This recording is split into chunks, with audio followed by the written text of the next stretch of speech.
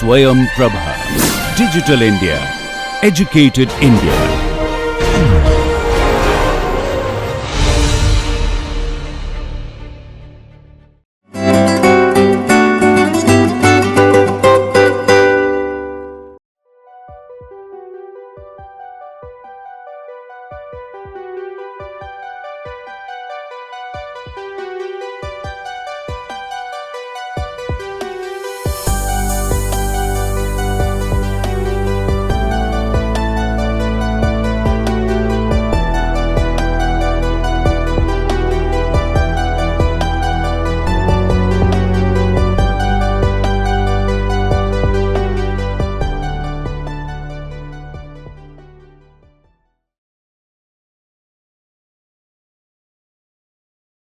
Dear students, in our last lecture, we looked into interpretation of Lagrange multipliers and we interpreted Lagrange multipliers in terms of the shadow costs associated with the constraints. That is, how much our objective function value will change in the vicinity of our optimal point whenever there is change in the constraint. Now we will build our discussions and look into the generalized case of how to handle inequality problems as well, using some of the fundamentals that we have learned around Lagrange multipliers. So for this particular lecture, our topic is Kahan-Tucker conditions, which are very important when we have to deal with inequality constraints in for the optimization. So a quick recap of what we have already learned. In our previous lectures, we looked into problems of form minimization or maximization of fx subject to some equality constraints. If you quickly recall, x was also a vector and there can be m number of constraints associated here. So we introduced m number of Lagrange multipliers.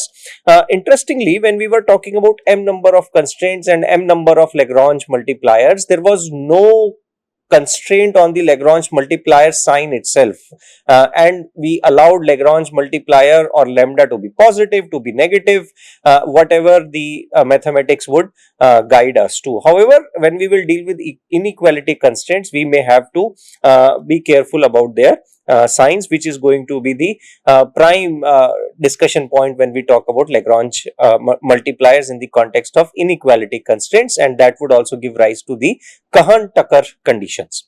So when we constructed Lagrange in case of equality constraints, we said that Lagrange is function of x and lambda and it is equal to f of x minus lambda transpose g of x. This transpose just takes care of compatibility when we do multiplication with gx, which itself is the collection of equations stored in a vectorized form. And we looked into the stationarity, that is the gradients with respect to x and with respect to lambda should be equal to 0. When we differentiated it with respect to lambda, specifically partially differentiated with respect to lambda, we got the constraints back, and we also call this as a condition of primal feasibility. Now, when we talk about problems where we can have equality constraints as well as inequality constraints participating, that is very much feasible when we talk about infrastructure management, planning, or any resource management and planning. And in that case, we can state our problem in most general form as minimization of f of x subject to g of x and h of x equal to 0, where we can have m number of inequality constraints and other, let us say, k number of equality constraints. So I should say 1 to k. So overall, in most general state, we can have m plus k constraints for our problem of minimization of f of x. Now we have to see that whatever we have learned, how it generalized to these particular cases. So in this case, we would formulate our Lagrange multipliers, not Lagrange multipliers, but I should say Lagrange function as function of x vector lambda vector and nu vector. So I will be using two different notations. One lambda whenever I will be talking about inequality constraints, and whenever I would be talking about equality constraints, the multiplier we would represent by nu, just to make sure that we make the distinction between the equality constraints and inequality constraints, because later on we will learn that the conditions binding lambdas and nus will be different. So if we lump them together and then later we will lose the distinction, we may be overly strict in applying these particular conditions. So in this case, we write Lagrange function as f of x plus lambda I gix plus nu j hjx if we have m number of equality constraints and p number of inequality constraints. So just don't confuse this p and m, because earlier when we were just dealing with equality constraints, we only had p and only had m number of constraints. Now in total we have m plus p constraints in context of present notation. In last slide I mentioned m plus k, which is one and the same thing, but what we want to highlight here that multiple constraints and that too mixed constraints are coming into picture. Now we have following conditions that must be satisfied, as the problem states, is that all the inequality constraints must be satisfied. That is, for all i's, gixi should be less than equal to 0 and it should happen p times. Moreover, all equality constraints must also hold, that is hj at optimal should be equal to 0. That is, equality constraint should be also satisfied in its entirety, and solution x must lie in the feasible region. That is, whenever we are meeting these two constraints, that would guarantee that our x star must be lying in the feasible region. Sometimes when we will deal with resource optimization in the context of our course, there may be an additional constraint that x should be greater than equal to 0, y should be greater than equal to 0, or in general all the decision variables to be greater than equal to 0. So that also is a feasible region. That is, we will solve our problem and make sure that only those values where x and y's are greater than 0 are accepted and would only constitute the feasible solution. So that is what physical region, the feasible region applies in such cases. Now, in addition to the primal feasibility, Cohen-Tucker conditions come into picture, where we also have to take care of the dual feasibility. We will worry about the terminology later, but let us look into that what Cohen-Tucker conditions say. That Cohen-Tucker conditions say that if our problem is stated as a minimization problem and all the constraints, specifically inequality constraints, are listed in the form of gx less than equal to 0 and Lagrange is written as f of x plus lambda I gix, where I varies from 1 to m if we have m number of inequality constraints. In that case, lambda I should be greater than equal to 0 for all i's. Now, you may argue that, when we did all our initial derivations, we were saying that fx was, or gradient of fx was proportional to gradient of gx, and we replaced this proportionality sign with lambda and wrote it as lambda gx. Hence, our at optimality, we were looking for the fx gradient and gx gradient to be linear combination, and we use negative sign. What we did was absolutely correct, but in that case there was no binding on lambda as we were dealing with all the equality constraints. However, the moment we talk about inequality constraints, there is a binding condition on lambda. So to make sure that we do not get confused with this particular sign notation, we added this standardized form of optimization problem for consistency, so that we do not lose or mix up the signs of lambda, and hence it is important to state this problem, these three steps, in the standard form. I can also state my Lagrange function as fx minus lambda I gx, by the way, but in that case the condition that I have to satisfy would get flipped, that in that case I would expect lambda to be less than equal to 0. Mathematically that is also correct, but most of the textbooks or research articles that, or I should say that by and large convention says that lambda should be greater than 0 when all these equations are stated in this form that I have highlighted here. So to avoid that confusion, I am sticking to this inequality form and not mixing with the forms that we have discussed earlier.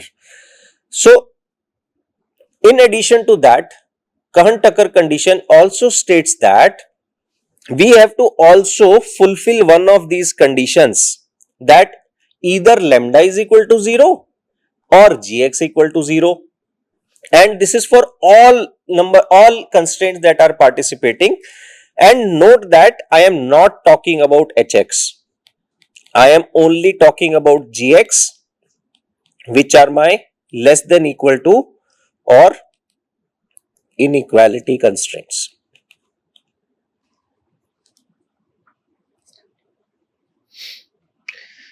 Now let us see that what this complementary slackness is trying to indicate.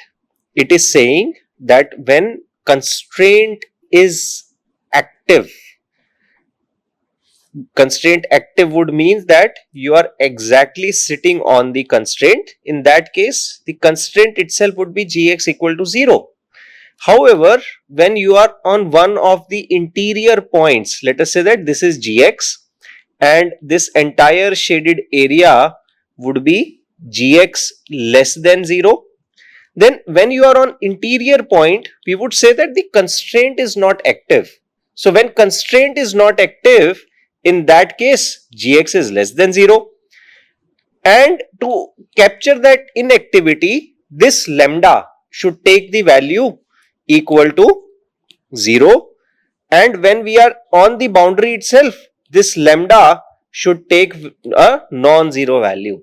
Not only non-zero value, what we learned is that lambda should be greater than equal to 0 if this constraint is less than equal to and our objective function is stated as a minimization problem.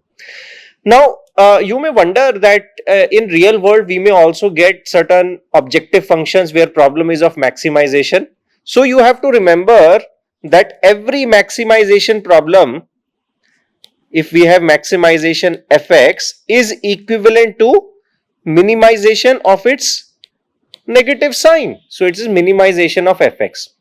Similarly, if I have a constraint that is gx greater than equal to 0, if I multiply both sides by -1, I get minus gx less than equal to 0, or I can say that a new function capital Gx is less than equal to 0.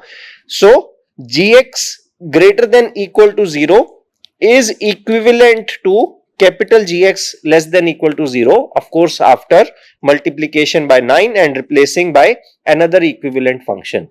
So in summary, we can always state any given problem in form of the standard problem with minimization and less than equal to constraints written for the problem given to us.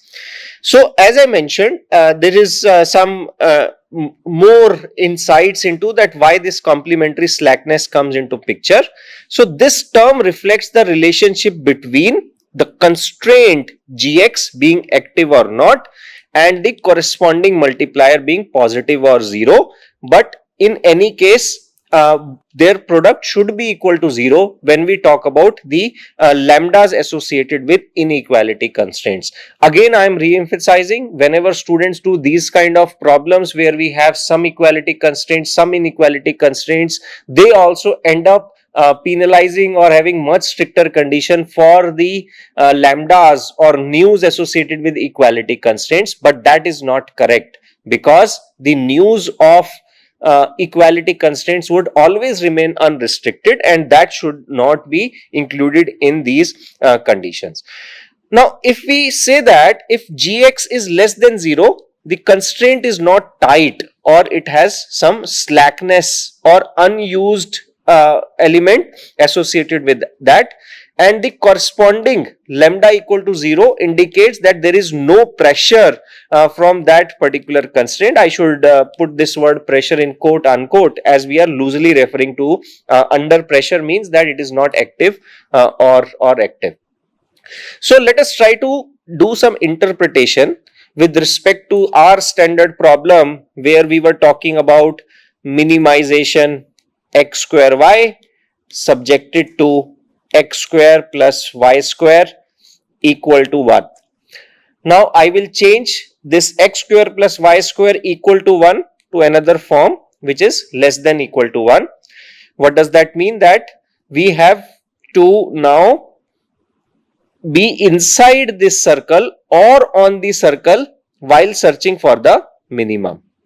So this was our circle that we have been using as constrained boundary, and the contours of our objective function look something like this.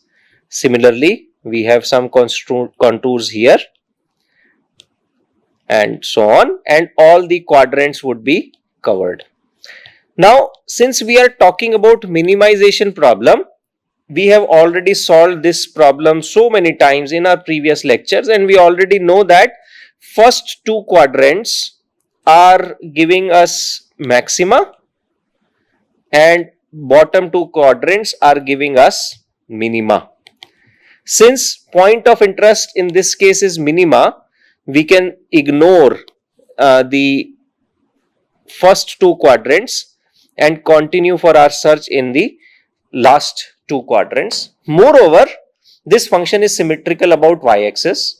So what we will also do is that we would focus on one quadrant and understand that we can also find an equivalent solution in the fourth quadrant.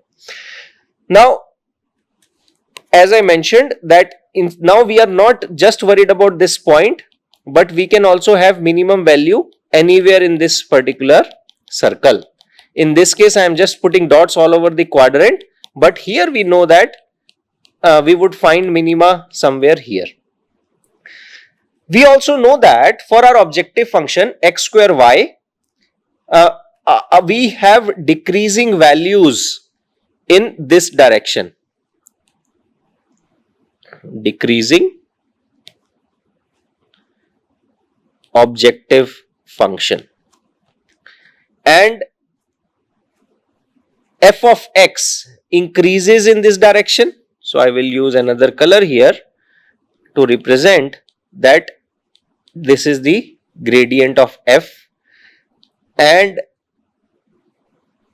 this opposite is the gradient of g. Why opposite? Because it is decreasing in this direction and gradient is the direction associated with the increase. So if it is decreasing in the direction of red arrow, it must increase in the direction of anti-parallel vector, which is represented by green.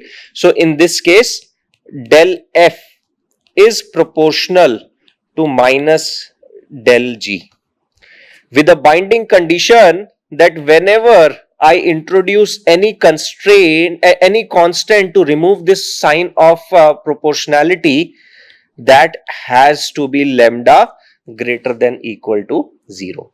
This very simple example gives us a very deep insight that why Cohen-Tucker conditions come into picture whenever we talk about the lambdas or sign of these constants of proportionality that has the geometric interpretation of lambdas. So I can state this problem as del f plus lambda del g equal to 0, where lambda has to be greater than equal to 0. Based on this very simple example, we are able to also validate the Cohen-Tucker conditions, one of the element of Cohen-Tucker condition that I have been talking about. So here I also generated a similar figure using standard programming language such as Python. You can see that gradient of G and F, they are aligned in opposite direction at this particular point, and that also adds the value to this point that indeed they are aligned in the opposite direction, and hence the constant of proportionality has to be positive. Now this is one thing. If I have to talk about the second case, that what is this, why this has to be satisfied. So let us also try to look with help of our simple example and interpret what is going to happen. Now if you recall, when we were talking about equality constraints, that is x square plus y square equal to 1, and minimization problem was x square y subject to x square plus y square equal to 1, we found our solution was somewhere here, just at the point where the contour of our objective function x square y was just touching our constraint boundary, or their gradients are parallel or anti-parallel, whatever is the case, but we can say that their gradients are linearly dependent on each other.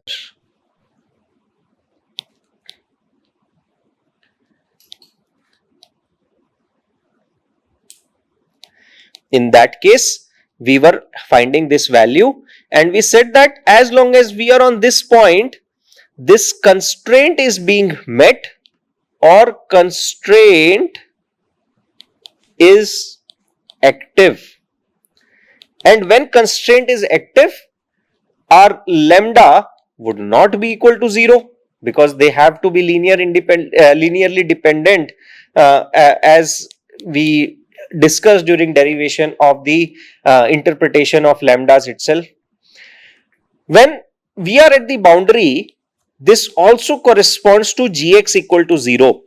In our case, gx was x square plus y square minus 1, and as long as you are on this circle, anywhere you are satisfying this constraint of x square plus y square minus 1 equal to 0, and this indeed corresponds to gx. Gx in this case is x square plus y square minus 1, and this indeed is equal to 0 when constraint is active, and in that case lambda is not equal to 0. But now you see that since lambda is not equal to 0, gx, lambda multiplied by gx would automatically turn out to be 0. When we go to one of the interior points, when we are somewhere here, in that case, for all the interior points, you have gx to be less than 0. That means that this constraint is no longer active, or we can say that this is an inactive or non-binding constraint, in a sense that now you are in one of the interior points. So this problem becomes as good as an unconstrained optimization problem within this feasible region. So in that case, lambda has nothing to do with the linear dependency. So we will say that lambda would be equal to 0, and gradient of gx and gradient of fx need not necessarily be linearly dependent on each other. And when this happens, lambda becomes 0 even when gx is not equal to 0. Now if we look into both of these conditions simultaneously, that is when lambda equal to 0, gx not equal to 0, or lambda not equal to 0, gx is bound to be 0, we end up with the condition that we discussed earlier, that the product of lambda times gx should be equal to 0, and this applies for all the constraints which would participate with an inequality sign into picture. Also, when we were talking about equality constraint, although we were not bothered about lambda times gx to be 0, that would also happen, because in equality constraint we are bound to have gx equal to 0 to ensure that our primal conditions are not violated. So now let us look into our standard example and try to make sense of the values and see whether when we solved for the problem, were we violating or abiding by the Kant-Tucker conditions or not. So it's the same problem: minimize x square y subject to x square plus y less than equal to 1. So it is a unit circle. Our feasible region is the unit circle itself. I'll go much faster over this example because we have solved it over I think 6 times in previous classes, so I'll not worry about the mathematics, and we already know the answer, that we should be able to see x as root 2 by 3 and y will come as 1 by 3 plus minus, and lambda was equal to y. But we'll do a quick recap, but this is from the previous lectures where we actually found these solutions. For equality case, now we will see that what we get for inequality case and how they compare to this particular values that we got for the earlier cases. Now, one thing that we will change here is that we will write our Lagrange function in the standard form. That is, instead of writing it as minus, I will write it as x square y plus lambda x square plus y square minus 1.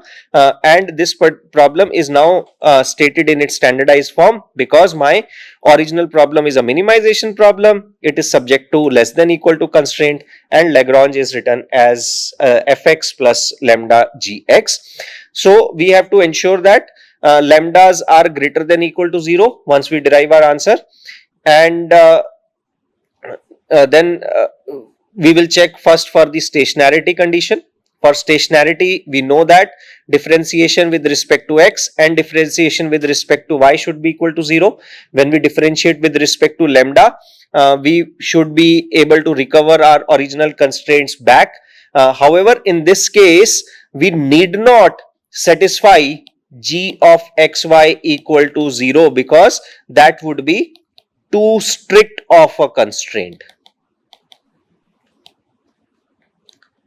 Because we have now entire feasible region inside the circle waiting for us to give us a solution. So what we will say that we will ensure that g of x of y is less than equal to 0. So we would not differentiate with this with respect to lambda, and lambda has to be greater than equal to 0, and complementary slackness has to be ensured that lambda multiplied by gxy should be equal to 0. Now, when we differentiate our Lagrange function with respect to x, we get 2xy plus 2 lambda x equal to 0, or we also say that 2 times x y plus lambda is equal to 0. And when we differentiate second equation, we get x square plus 2 lambda y equal to 0.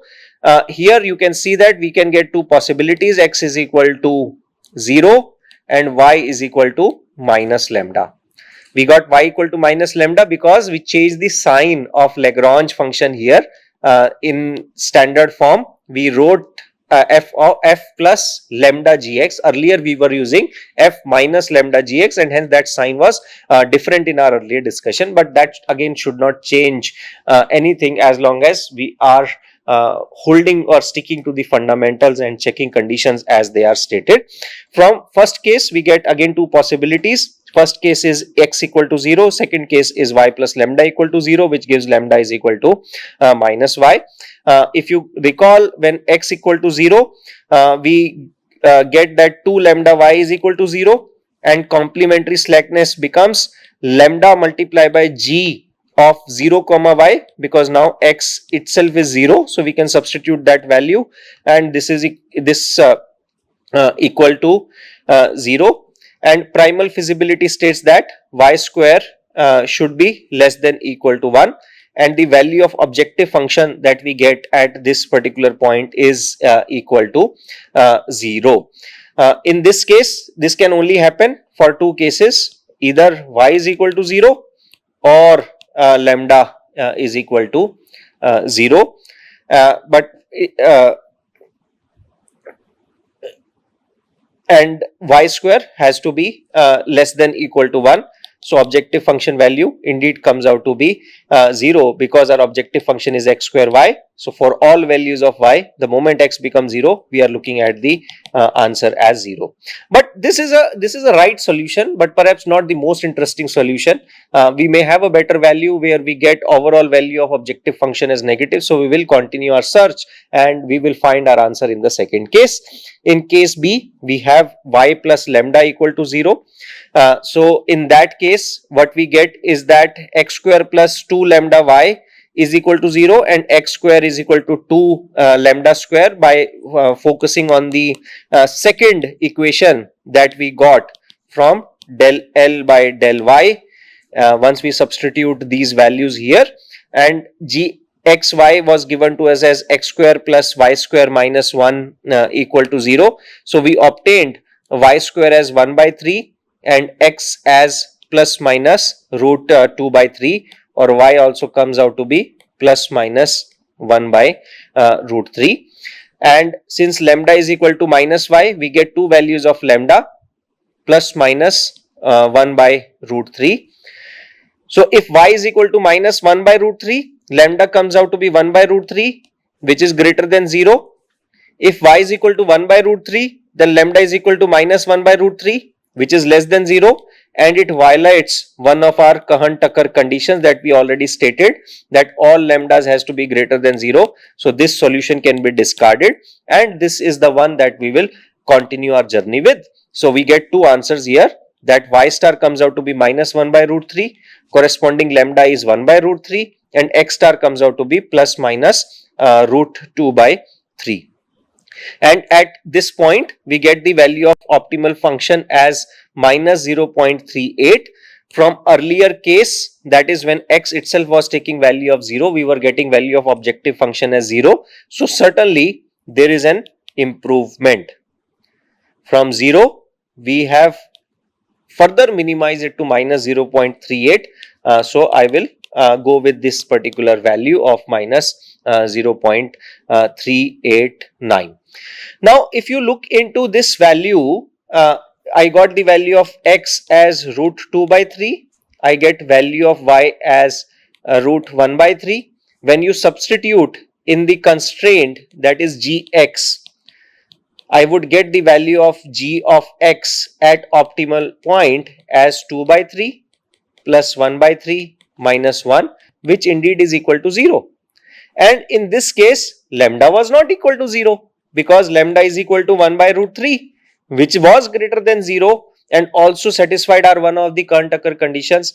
So here I can again see that lambda multiplied by gx comes out to be 0. So I have also validated the complementary slackness conditions as applied to the KKT and so on. Now that we have verified that our Cohen-Tucker conditions are met, that is lambda greater than equal to 0 and complementary slackness is also satisfied, we can also quickly check whether our stationary conditions are also being satisfied or not. And one way to do that is that we already calculated del L by del x, del L by del y, and we can substitute the value of x, y and lambda into these and see that whether these are indeed coming out to be 0 or not. So we got the value of x as root 2 by 3, y as minus 1 by root 3 and lambda as 1 by root 3. And when we substitute this into our equation A, we indeed would get LHS to be 0, and hence the equation A is satisfied at x, y and lambda. We can do the similar exercise for equation B, that in second equation when we differentiate with respect to y, you can substitute the values for yourself and again check that whether we are getting answer 0 as or not. So this constraint turns out to be active and we get the values at one of the on the constraint point itself. And in summary, we see that the optimal values come out to be at point of root 2 by 3 and minus 1 by root 3, and f minimum is minus 0.3849, or for simplification we can say that minus 0.39, with all KKT conditions being satisfied. Now whatever we did for this problem in two-dimensional space, we can also do it for generalized vector where fx can be function of x1, x2 all the way till xn, and we have m number of constraints, that is gix less than equal to 0 I number of times. However, there we have to ensure that all the lambdas are greater than equal to 0 for all I. We have to ensure that product of gix and lambda I equal to 0 for all I. And if more constraints, that is few equality constraints are also stated, we introduce more, let us say that j's. For all j's, this remains unrestricted.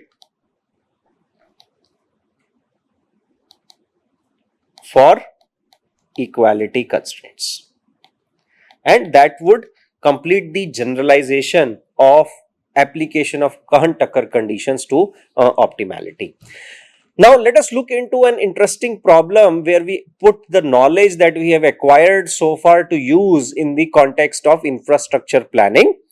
So there is a logistics company which is aiming to establish a new distribution center to minimize transportation costs to a primary demand point. The company faces two constraints. First one is the budget constraint, where limited funds are available for constructing the distribution center itself. And second constraint is the land constraint, that is, there are certain environmental regulations which prohibit building within a protected area. So the objective is we have to determine the optimal location of distribution center that minimize transportation cost while satisfying both the budget and land availability constraints. Now these kind of problems are something we encounter frequently in real world, that we of course want to minimize our costs or maximize our profits.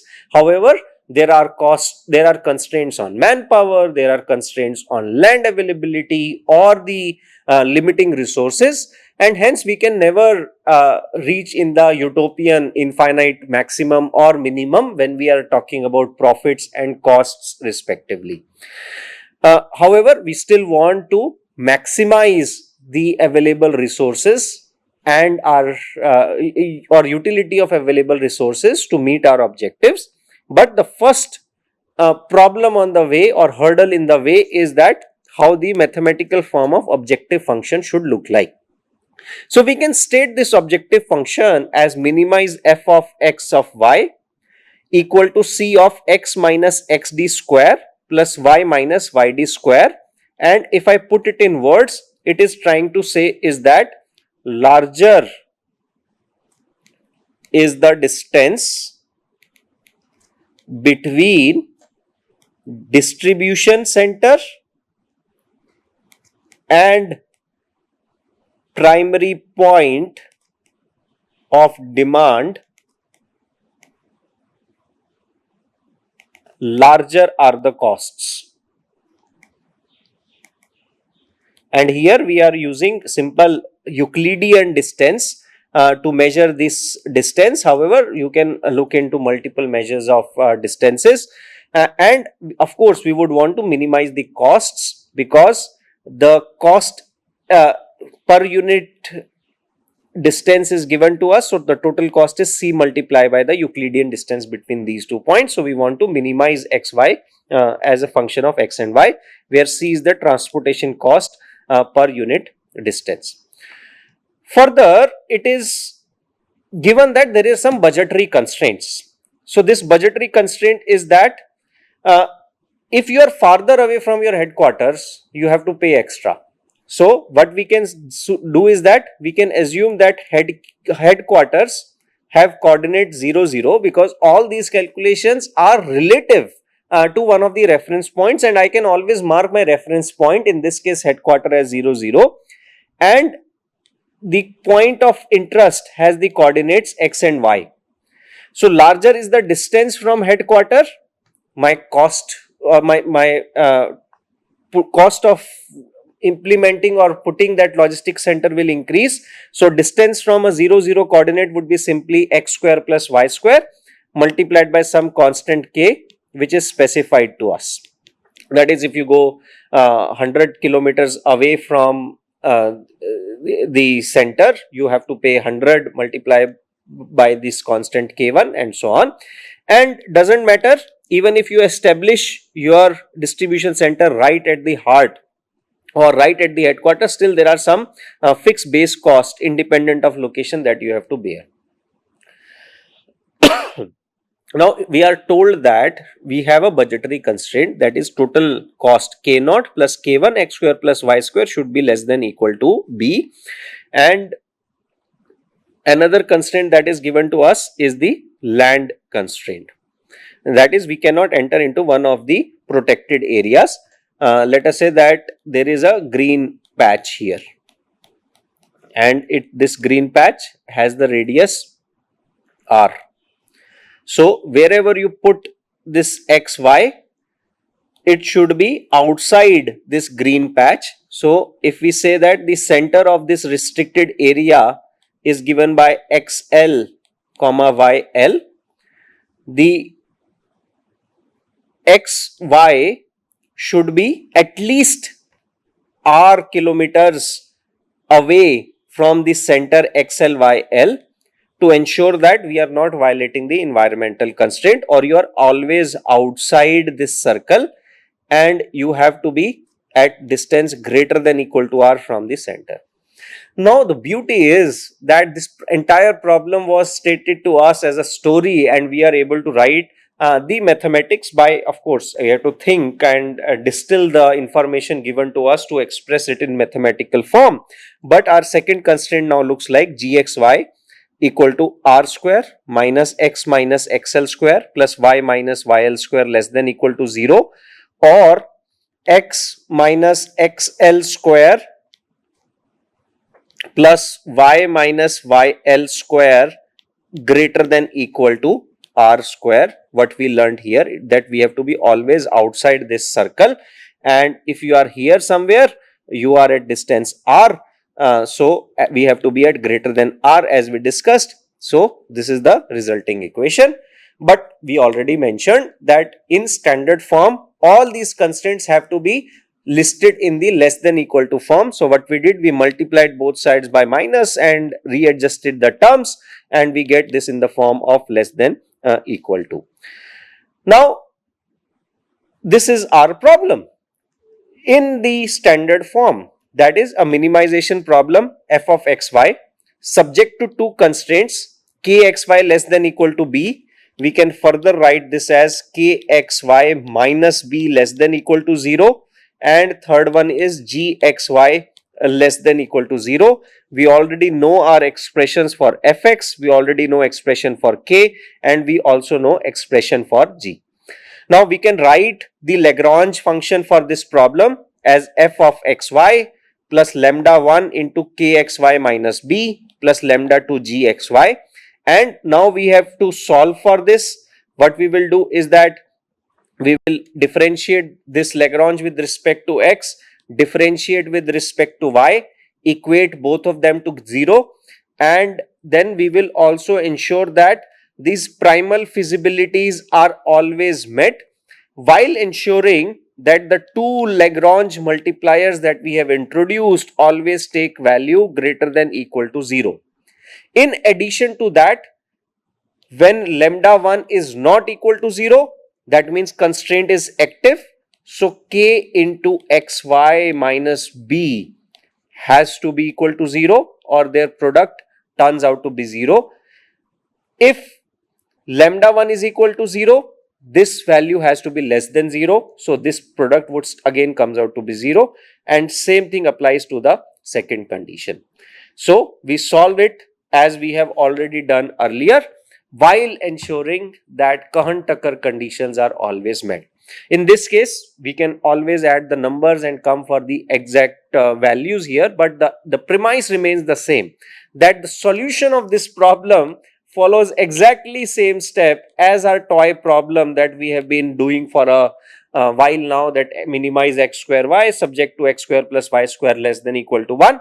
But here we are able to convert a wordy storyline into a decision making problem, and based on the solutions of x and y, we would get an optimal location where this logistic center should be built without violating the constraint.